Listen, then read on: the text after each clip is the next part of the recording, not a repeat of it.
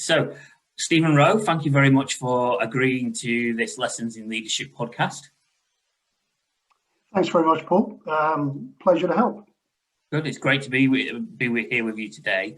I guess first and foremost, Stephen, it would be really useful if you could spend a couple of minutes just talking to us about your career and your journey today and how you've got to where you are. Okay, I suppose that takes me back to school and university. So I went to university in Nottingham and studied public administration and economics. Spent 3.5, 4 years doing that. And when I came out of university at the time, there was a bit of a recession in the UK. So I spent 12 months working for a company called County Builders as a 2-in-1 gang building flats and houses, really. It was a really great experience. Some real characters in that industry, but it's a tough industry, and particularly tough in the winter. And so I went back to university and studied a Masters of Industrial Relations at Warwick University. Coming out of Warwick, the economy was a bit better, but not much better, and I ended up staying in London just briefly, and got a job with Hammersmith and Fulham Council in their housing department. Started off as fairly junior role and ended up within about 2.5 years becoming a housing manager, essentially responsible for leasing housing for homeless families and developing an equal opportunities housing policy with other team members in the council. I spent 2 years there, met somebody that I ended up marrying who was from New Zealand. And shot off to New Zealand like a fool, and found myself in Wellington looking for work. Fortunately met somebody from Yorkshire who worked for the Department of Labour, somebody called Susan Shipley, who's a great manager, wonderful boss. And she asked me what I was doing. She heard my accent and she asked me what I was doing. I said, "Oh, nothing, but I'm looking for a job." She said, "Well, come and meet me on Monday, and we'll talk about it." So I did, and fortunately got a job with her in a very small team supporting the Minister of Employment, doing advisory work, essentially writing letters and reports for the Minister of Employment, who at the time was Phil Goff. I managed in the course of about 12 months to go around the bulk of the 21 regional councils in New Zealand, which was essentially the task was to administer and oversee Maori access training programs throughout New Zealand, which is essentially programs designed to get Maoris into the workforce. A really excellent 12 months, but I set my store on going to Australia. So I went to Australia, had a pretty fortunate experience there too. Went to Melbourne and started knocking on doors looking for work. Got a job with a union called the Federated Furnishing Trade Society, and was put on as an organiser pretty quickly. And I was wandering around as a union official for 2 years until I got promoted and sent across to South Australia to work there as an organiser and ultimately state secretary of the union over there. That sort of, after a number of years, segued into a role with a superannuation fund. They said I could do maths, and they needed somebody to walk in and help out in running the super fund, which was first superannuation. And I said I'd do it for 6 months. They could second me for 6 months, but I wanted to get back to the union.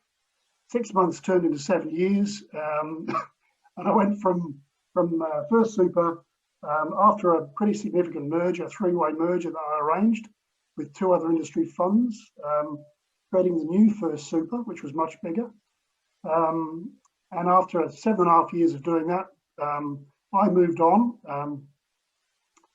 And we had a bit of a tough period at the time economically, and I ended up working on a 12-month contract with the regulator, ASIC.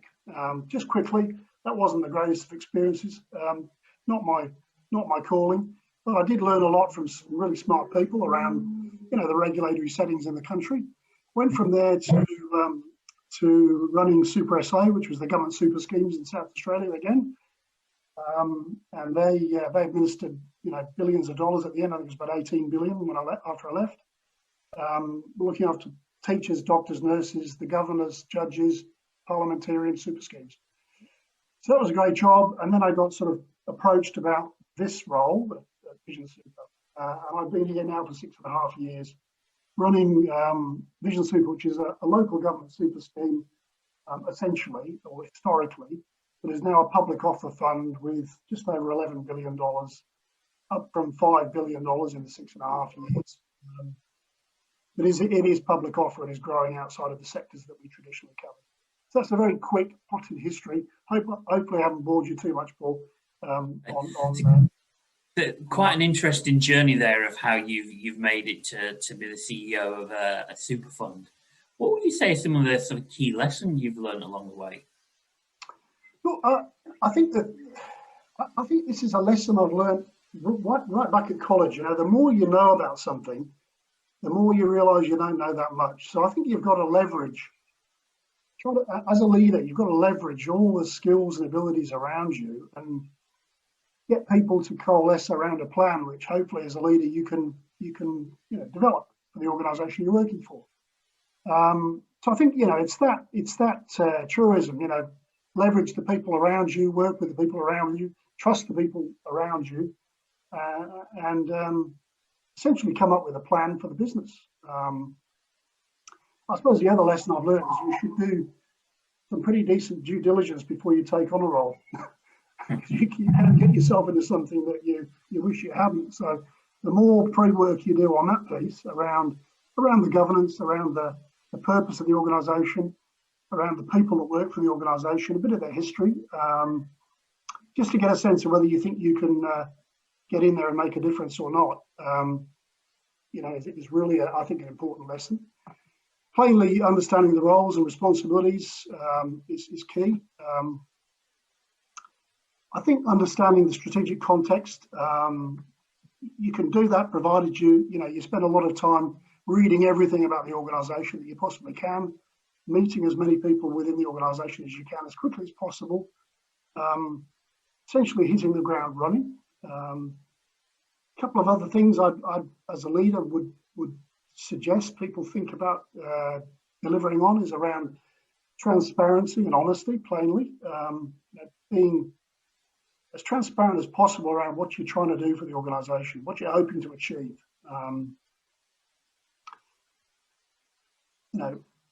Assess how the organisation is going, report on your findings, both to the governance structure that you're involved in, but also the staff.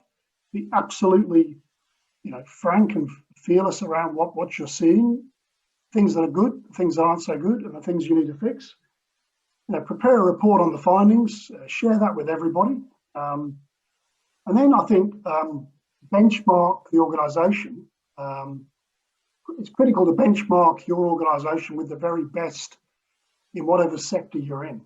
So if you're a medium-sized fund, look at the large funds, the very biggest fund, the best fund. Work out how they're doing what they're doing. Your capacity sort of get there yourself with the organisation you're running. And then develop a strategy and make sure that the team working with you understand the strategy and your purpose. And frankly, the milestones across all the functions within the business, the new functions, the existing functions. I think another thing to do is, depending on the state of the organisation, is give some thought to, serious thought to the structure, the capabilities, plainly the culture of the organisation, get to know that and explain the sort of culture you want for the organisation and the behaviours attaching to that culture. So you can model those things, from the get-go. But yeah, I think, the major lesson is, be driven, be energetic, be enthusiastic, and don't accept the status quo. Just get in there and try and make a difference. But bring people with you. And to the extent that the old culture is manifest, if it's good, great. If it's problematic, you need to root that out. And frankly, have the conversations with the necessary people to make the changes that are required to the structure. That's really interesting, Stephen. I was going to ask you about how you manage that culture change and how you work compassionately with individuals to change the culture over time. So you've kind of led me quite nicely into that there. Okay, thanks, Paul. Well, in terms of the culture, I think there is no one culture. I subscribe to the view that the staff working with you and for you have to help you create the culture. So what I did at Vision, and I've done it several times, is get a committee of the workers together, the staff together, to explain what I'm seeing in terms of the culture, whether there's silos, there's big HR issues, IR issues, give them a clear view of how I see things and some of the areas of problem areas, and then ask them what sort of culture they want to work in. What's their ideal culture? What's the best culture they've ever worked in? And how does that manifest itself? What were the behaviours? And then, develop a people and culture working group. There's a lot of them around. I've used them without question. And then, develop a charter with the behaviours attaching to that charter. So there is clarity on what you're trying to achieve. In terms of, what was the second question, Paul? Sorry. So the question was more about how you managed to change that culture and do it compassionately with the workforce. Yeah, well, I think in terms of compassion, I think empathy, emotional intelligence are absolutely critical for any leader. You've got to put yourself in other people's shoes. You've got to try to understand their psyche, their perspective, their views on the world, ideally, if possible, even. And then once you've got a reasonable understanding of that, I think, empathy, compassion should come out because you get to know the people. You understand their vulnerabilities, hopefully. They understand your strengths, your weaknesses. And hopefully you develop trust so you can be compassionate.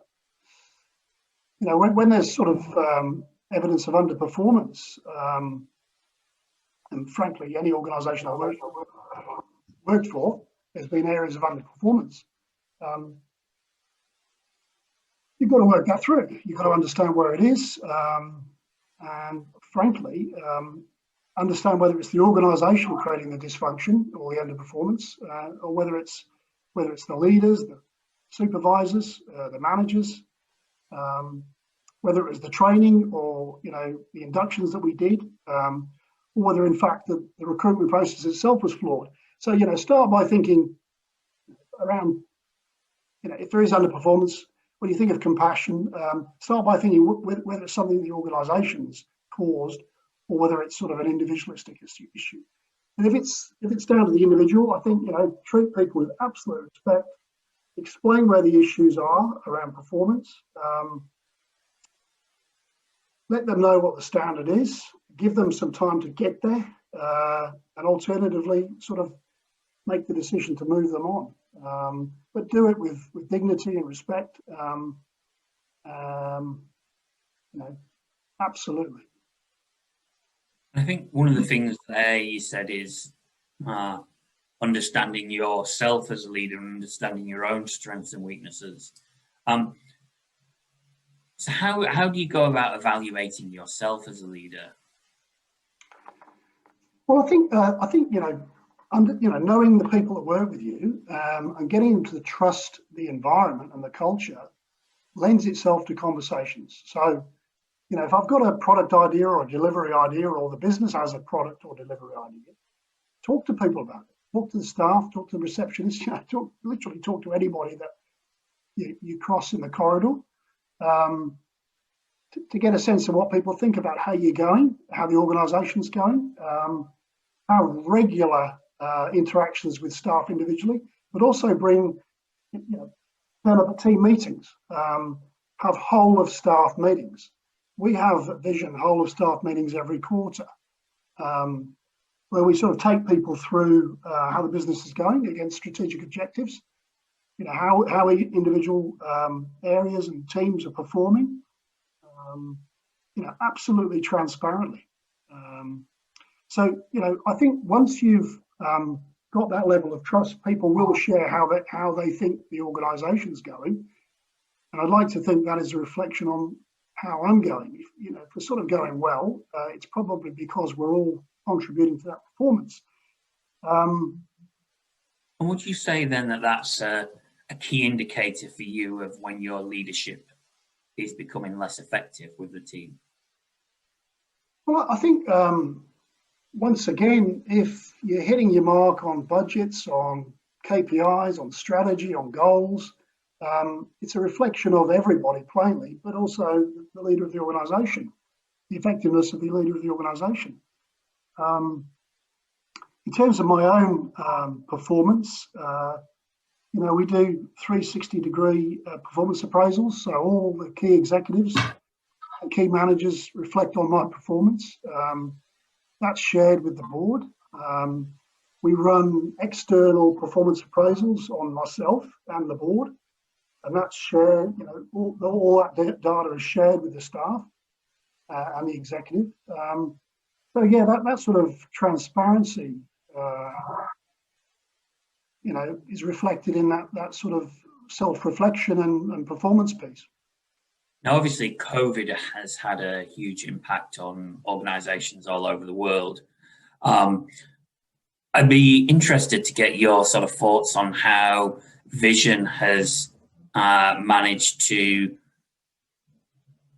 take its workforce and work from home, and how you've managed to build that whole process around, having to get the entire workforce out of the office, and sort of some of the problems and issues that you dealt with along the way of doing that.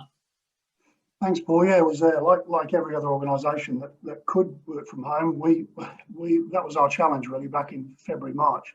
My sister's based out of Shanghai, and she was telling me about the COVID issue. At the beginning of the year, I started getting nervous, both from an investment perspective, but also from a staffing perspective. I had some, as I say, early indication that it could be a real problem. So we set up a COVID task force. We resolved to get people working from home as soon as we could. At the end of February, we made that decision. And by the second week of March, we transitioned to working from home. That involved purchasing about 80 or 90 laptops, configuring the laptops. We procured new servers, developed new cybersecurity protocols, introduced additional controls for accounts payable and investment transactions to sort of double up and triple up on some of those controls to make sure we weren't frauded in the chaos. We managed to get the entire call centre working from home within 3 weeks. That was a project we had planned for about 18 months, but we actually did it in 3 weeks, which was pretty remarkable. It wasn't ideal early on because we were running people via mobiles, but we managed to get everything working, including CRM, in about 2.5 weeks. And we didn't really miss a beat after that. We managed to get the scanning and the mail out of the office within about 3 weeks as well. So within 3.5 weeks, I think the entire workforce was out of the office. And then, of course, we were dealing with massive market ructions, review evaluations, for our infrastructure assets and the light property assets. So it was a heck of a period. But I'm sure your listeners would appreciate that they've had the same sort of issues. We also reassigned all the on-road education teams and advice teams, and anybody that had a sort of a member-facing role to operational roles to try and maintain employment. And we gave the staff an undertaking that we would maintain employment through COVID, but I had no expectation it was going to be 8 months when I made the announcements. I don't know what I had. I think I had a vision of 2 or 3 months. I didn't think 8 months would be the time. And of course, I didn't really, with hindsight, have a clue how long it was going to be. I think that's the general consensus of people I've been speaking to, though. I mean, realistically, we all thought, oh, we're going to have to shut down here, and 2 or 3 months later, we'll have this under control. I don't think anyone thought 8-9 months of madness, and then what will be about 18 months before we all get the vaccine. I think it's caused havoc all over the world. And many problems as well, Paul. It's when you're managing a workplace where everybody's at work, you've got your managers and your team leaders and your sort of control structure, and your technology and your measurement, all those tools you need to run an operation. They're all obviously based in an office. The minute you push people out into their own homes, productivity, effort levels, you get pretty nervous. And what I realised was that, a full understanding of who's doing what at what time is nigh on impossible in a working from home setting. Now, some roles and some responsibilities, it was a lot easier than others, because you know how many calls were made and how many calls were taken. You know how many million contributions were accepted. Some of those more obvious, functions were easy to measure, and pretty well we didn't miss a beat. But quite a few other roles that, people, specialist roles and marketing roles and a bunch of other roles where outcomes aren't always absolutely as clear or as current, you get a level of nerves around that. And what you realise, you need to do a lot more to properly understand what a day's work is. In reality, even when they're in the workplace, you don't really know. You don't have a full sense of everybody contributing and performing at all times. You obviously accept the fact there won't be, but you have this veil of understanding that you do have a better idea. But I'm not sure you do anymore. So I think the biggest lesson for me is we need a much better handle on what everybody's doing. Not so much how long we're spending in the library, but what outcomes we're getting from everybody. Proper measurement of those things. That's certainly been a big lesson for me. The other one is staying in touch. It's very easy in the office. I literally don't walk past people in the office just saying hello or good day and having a chat, and I think it's incredibly valuable to do that, as I said a bit earlier. But plainly, when you're all working from home, staying in touch is not as easy. So you've got to be much more deliberate. I've rang the entire workforce individually at home 3 times. Doesn't sound like much, but 3 times in, systematically 3 times and that's sort of 108 times 3, and accepting the fact that you're ringing people up, you're trying to do it in sort of compact periods, and they're busy too, so you don't always catch them. So it's a bit of an exercise to do it, and what you realise is that the office setting is not a bad one really, in terms of maintaining a culture and keeping in touch with people. But look, it certainly isn't impossible. I think it's just a bit harder. You've got to go the extra mile to keep that level of contact up. In terms of other lessons, I think some people love working from home, without question. You're introverts, you're sort of rampant individuals. There's going to be an issue bringing people back into the office in some cases. And I think the dilemma for leaders at the moment is, what is the nature of work? Because if somebody has successfully done what they needed to do, and we've been happy with it, when they've worked from home, how do I get them to come in from Ballarat, which is 2 hours away? So we're just going through that dilemma at the moment. And I expect to be a little bit more, much more relaxed about, where people work from. But I think that relaxation will be enhanced if I can get a better picture and a more current picture of effort levels across the board. But also, outcomes, a better picture of outcomes, a clearer picture of outcomes. I suppose the other lesson for me, if I've got another minute, is the fact that, we've done everything we needed to do. We're top Still top eight performer in the country. Number one pension product to 30th of June, for the financial year. Number three, My Super product, which is the main default product that we offer. Number three in the country. We're still bottom decile fees, great returns, as I've said. So we're hitting our straps, and we've done that even with a COVID environment. But I think innovation is a problem. We've done what we needed to do, but I don't see as many product ideas coming through. I don't see as many delivery ideas coming through. Some of the projects that are, we've knocked off a lot of projects in the last few years. We're still knocking projects off, but I don't think new projects are coming through as often, So I think we've probably taken the foot off the pedal a bit in terms of innovation and new ideas. I think that's probably to be expected, given how spread out people are and how people are getting used to doing what we do, working from home. But I think it's a real danger in terms of those who are calling for working from home to be the default. I think that could be problematic. And do you think that sort of lack of innovation during this period is down to the fact that people aren't together and they aren't collaborating together in the same way that they would? Because as you sort of mentioned earlier, when you're in the office, you don't walk past somebody without saying hello. And if you're part of a team, you impromptu, you get together and you discuss things and discuss ideas. And That's do you exactly think right. that, yeah.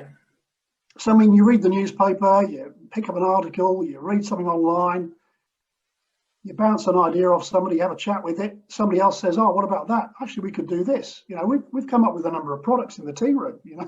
We introduced an innovation and disruption product, which is essentially a tech-based product, which actually did 70% return last year. And that product literally came out of a conversation with a guy that writes sci-fi. A guy called John in the office. He was talking to me in the lunchroom. He said, he absolutely loves tech, loves sci-fi, and he was talking about how well one of our managers had performed, who essentially invests in tech. And he said, "You could offer that as an option." And I said, "You're right, we could." And then we did about 12 months later.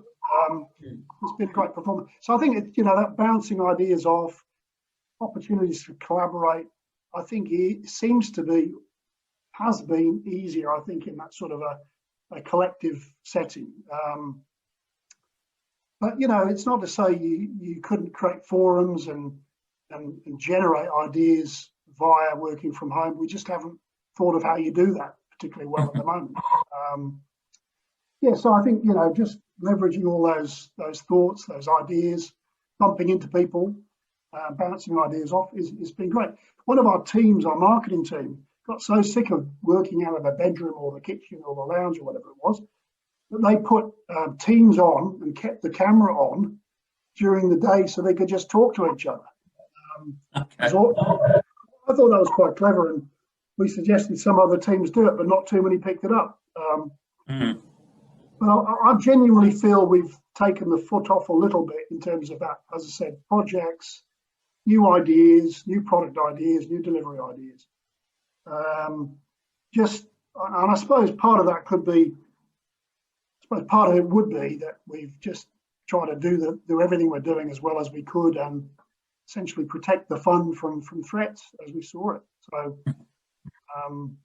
something to think about, I think, for the future in terms of the model we use. I suspect it'll be a hybrid model.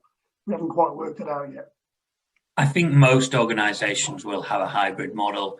I mean, we're speaking to a lot of chief people officers and chief execs, and the one thing they've told us is that actually they've come to the conclusion that you don't need everybody in the same place at the same time. However, you do need hubs where people can be, and that's therefore going to have a knock-on effect with their people strategy and their property strategy around actually, do we need smaller serviced offices in areas where we can put 2 or 3 people to work together when they need to work together, but actually the rest of the time they work from home, and we only get people into the HQ when we need to do big team projects together. So there's lots of ideas that people are bouncing around at the moment, and trying to find that model that works for you is going to be fascinating moving forward. One of the issues there, and we've thought about satellite offices, we've thought about buying an office in a couple of suburbs, leasing space in different suburbs. We've fallen back on the main office we've got. Partly it's inertia. We're paying a lot of money for it. We've got another 3 years on the lease. Yeah. And I'm pretty tight-fisted around those issues. But I think we'll come up with a hybrid model that suits, and we'll adapt over time. But I don't think we'll have the same sort of space in one location in 2 or 3 years' time. I think it'd be probably a smaller office, and we'll ask people to come in a couple of times a week for a half a day or a day. Some roles more, some roles less, and see how it works. What's kept you going during the sort of toughest periods, and how do you manage that work-life balance yourself? Well, I think you're paid to do a job. You're paid the money to take these sort of tough periods. I think I suppose over the roles I've had, the sort of journey I've had, you learn resilience. If the CEO is not resilient, the organisation's in trouble, I reckon. How do I do it? Well, I think try to keep a regular routine. Hours wise, keep the energy levels up, keep exercising, keep communicating. I'm pretty fortunate with my family too. So I suppose it's a combination of all those things, And who are the leaders that you most admire, and why?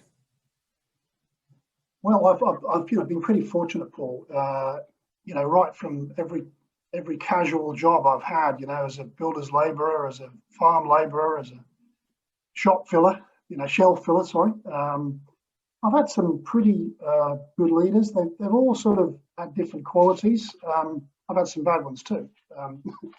Quite a few of those as well. They've all had some pretty good qualities. Typically, they're people who are, obviously accomplished, hardworking, courageous, humble. I think humble's good. Driven. I think people that recognise other people's contribution. It's incredibly important. People. I'm probably no different to anybody else. We all like to understand, to have a proper sense of how we're going. So I think clarity around, performance and results is really incredibly important. I've had some pretty bad leaders that were typically on the sort of narcissist spectrum. It was all about them. One of my managers was a bully. Not to me, but wherever he saw weakness, he was sort of quite bullying. So I think you learn from the good and the bad, a lot, and hopefully try to model the good aspects, Does that cover the question, Paul?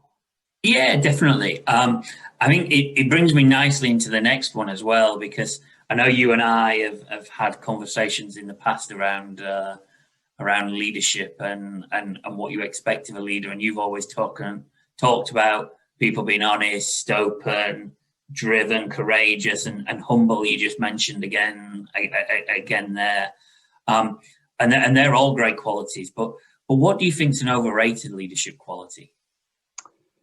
Well, I think the sort of when I look at when I read the media and the press and watch news articles, it's sort of the cult of the personality CEO or leader. The one where it's all about him or her. I think ultimately they get found out. They don't always get found out, but where ego's too big. I suppose the antithesis of what I just said in terms of the qualities I'd look for. Those leaders display those things: overconfidence, under delivery, but typically it's self-centered sort of narcissism, which fortunately I haven't seen too much of. But leadership is about bringing together all the skills, the experience, the qualities, the personalities in the organisation. Where there's gaps, bringing the qualities you're looking for in to deliver on the project, on the plan. And so I think the less CEOs and leaders, whoever they are, spend thinking about their people's perception of them, the better, really. There's been plenty of examples. We've had a pretty big one in America recently, I'm not sure we can really comment on that. But yeah, I think it's really interesting that you said the cult of the leader, because it's one of the things we come across all the time. And nominations committees for exec appointments or for non-exec appointments, they often say to us, well, we want you to get us a name. And our challenge back to that is always, well, what do you actually mean by a name? Because if you do that, you can quite inadvertently go down the route of hiring somebody who's got that sort of cult following around them. But actually, can they replicate that success in another organization? Because you've always got to remember their success was based on numerous people and on various factors at any given time that were unique to that organization and that structure. But actually, moving forward, that might not be the same in your organization, and therefore that style might not work. So just getting a name for the sake of a name isn't necessarily a great strategy. And it's one of the things we often speak to clients about is really understanding what they're looking for, rather than just trying to, that name and that cult of an individual. Well, that's, yeah. Well, you see other CEOs and other senior people spending a lot of time on Twitter and Facebook and LinkedIn and all those sort of social media forums, and there'll be some connection with what they're doing at work, but I wonder how much sometimes, because they put it this way, not a day goes by when some of them aren't on one of those forums. You just wonder what the rest of the day involves. So I sort of concur with that. But it's some organisations, that's what they want, that's what they need. Plainly, they can get it. Yeah, absolutely. I mean, some CEOs, have books written about themselves while they're still CEO. There's been some pretty big examples here. It's not ended well, typically. Yeah, true. Stephen, thank you very much for your time today. That's been really useful. And thank you for participating in this series. Well, hopefully that was okay, Paul. Thanks very much.